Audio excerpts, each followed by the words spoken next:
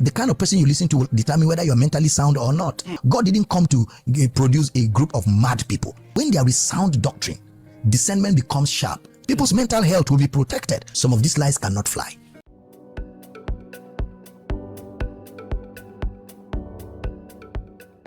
A month or two ago that they say I have made Christianity a joke. And I said, but somebody said if you don't pay tithe, you go to hell. Full stop.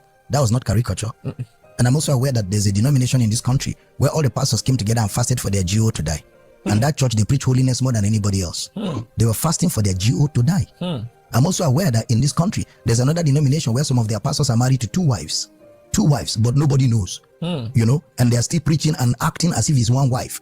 So, and that is not caricature. It is we that are unveiling the truth and standing for the truth of the gospel and standing for sound doctrine, preaching the real message of Jesus Christ. And they say we're the ones making caricature. But you know, the truth of the matter is this.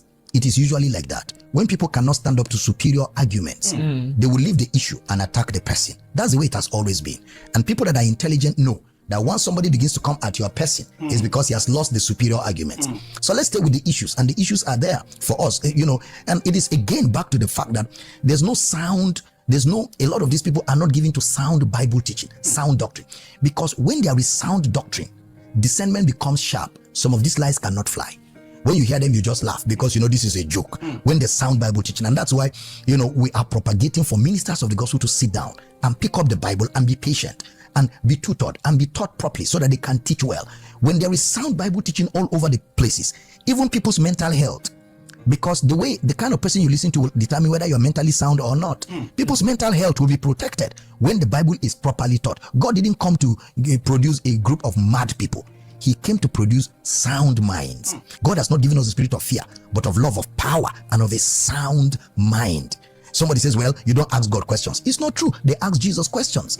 Moreover, God himself said, come, let us reason together. There's a place for logic where the Bible is concerned. There's a place for reasoning. There's a place for deep thinking. There's a place to think through and through and through and look at it, examine, cross-examine, ask intelligent questions so that you don't follow gullibly and stupidly or sheepishly. You need to know. You need to know why. The Bible talks about being able to give a reason of the hope that is in you. That's what we call apologetics in theology. Apologetics means the defense of the gospel.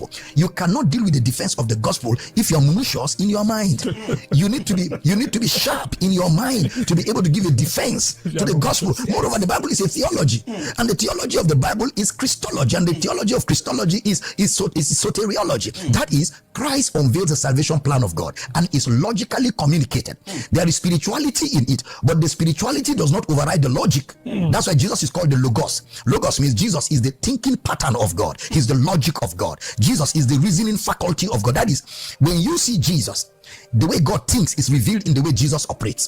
That's why Jesus said, I can of myself do nothing. What I see my Father do, that I do. That means you can see the way God thinks from the way Jesus operates, because there is logic in the operationality of God. Following God doesn't make you lose your sense of reasoning, your sense of discernment, and your sense of sound judgment. It is called discernment.